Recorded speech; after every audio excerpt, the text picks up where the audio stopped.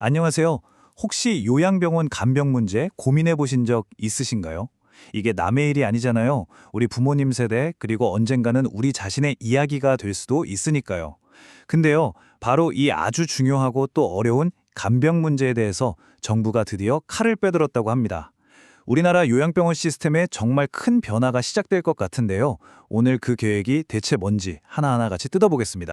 자, 본격적으로 시작하기 전에 제가 여러분께 솔직한 질문 하나만 던져볼게요. 만약에 우리 부모님을 요양병원에 모셔야 하는 상황이 온다면 지금 이 시스템 정말 100% 마음 놓고 맡길 수 있으세요? 아마 네 하고 바로 대답하기 좀 힘드실 거예요. 그쵸? 바로 그 망설임, 그 불안감에서 오늘 우리가 이야기할 이 정책 변화가 출발하는 겁니다. 아니, 정부가 이렇게 나섰다는 건 그만큼 지금 상황에 뭔가 심각한 문제가 있다는 거겠죠?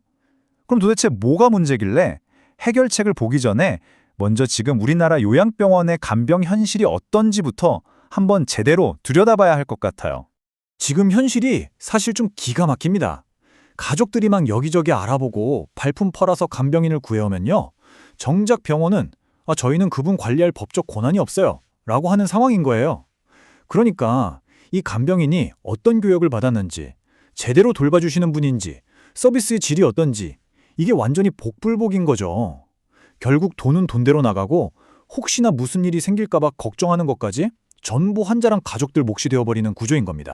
이게 그냥 하는 말이 아니라는 걸 이 숫자가 딱 보여주는데요. 보세요. 작년 2023년에 조사를 해봤더니 요양병원 거의 절반, 그러니까 두 곳 중 한 곳은 간병인을 위한 기본적인 교육 매뉴얼조차 없었다는 거예요. 와, 이건 진짜 사실상 아무런 기준도 없이 그냥 간병이 이루어지고 있었다는 얘기잖아요. 그래서 이 기묘한 상황을 딱 한 단어로 뭐라고 부르냐면 바로 관리사각지대라고 하는 겁니다. 정말 이상하죠? 간병인은 분명 병원이라는 공간 안에서 일을 하는데 병원은 법적으로 아무 책임도 없고 권한도 없는 이 이상한 구멍. 정부의 새로운 계획은 바로 이 사각지대를 없애는 것에서부터 시작합니다. 자, 그럼 이 골치 아픈 관리 사각지대 문제를 해결하기 위해서 정부가 딱 꺼내든 카드가 뭘까요? 보니까 접근법이 아주 명확해요. 바로 비용 문제랑 서비스 품질 문제, 이 두 마리 토끼를 한 번에 잡겠다는 겁니다. 전략은 딱 두 갈래예요. 한쪽에서는 당장 우리 주머니에서 나가는 간병비 부담 이거 확 줄여주겠다. 그리고 다른 한쪽에서는 간병 서비스 자체의 퀄리티를 높여서 진짜 마음 편히 믿고 맡길 수 있게 만들겠다. 그러니까 돈 문제, 품질 문제 이 두 가지를 동시에 해결하겠다는 거죠.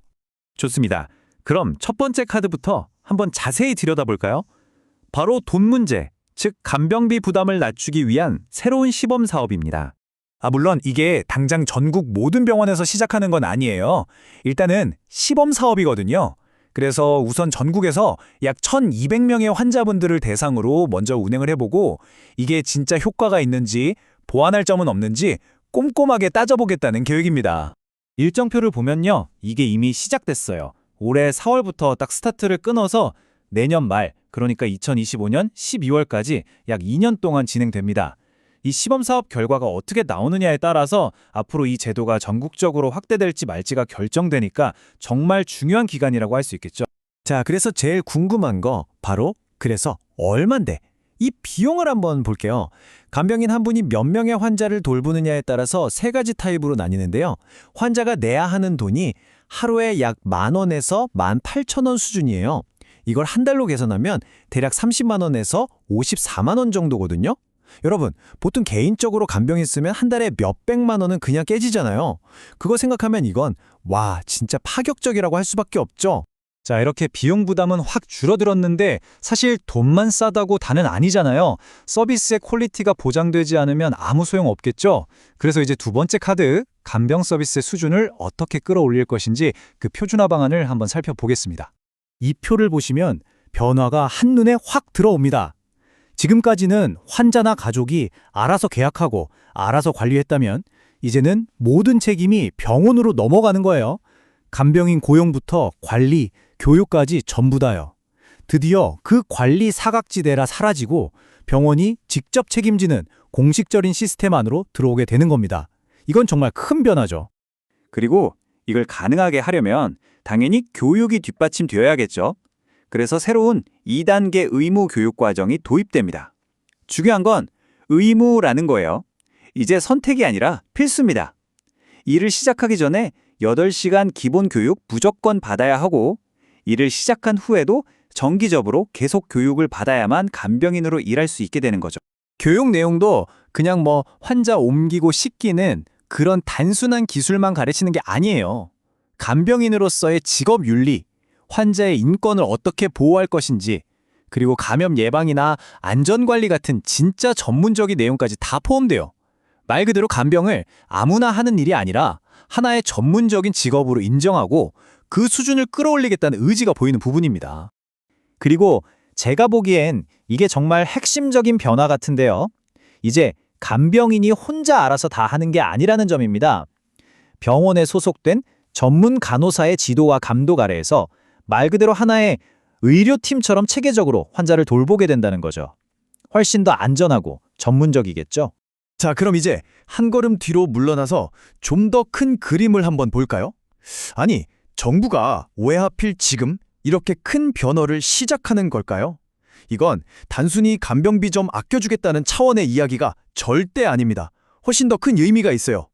이 모든 계획의 가장 깊은 배경에는 바로 초고령 사회라는 우리가 피할 수 없는 거대한 현실이 있습니다. 이제 곧 5명 중 1명이 노인이 되는 사회가 오는데 더 이상 이 간병 문제를 알아서 하세요 하고 개인이나 가족에게만 떠넘길 수는 없다는 거죠. 이건 국가적인 위기라는 인식하에 정부가 직접 내놓은 대응책인 셈입니다.